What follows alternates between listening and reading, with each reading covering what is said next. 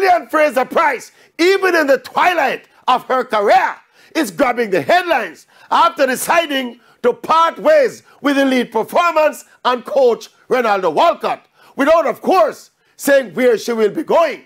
Many say it would be a great fairy tale ending for Shelly to close out her illustrious career where it all started with Stephen Francis at MVP. But this is real life. It's not a fairy tale. And who knows at this stage of her career, when it's more about contractual sponsorship obligations than medal-winning performances, what option Shelly could consider would be coaching herself. Think about it.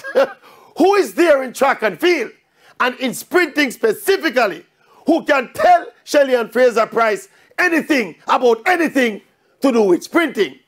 What will any coach tell Shelly at this stage of her life and her career that she don't know already? So my bet is that the announcement will come soon.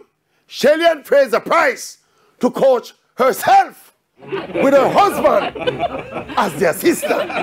You want to bet?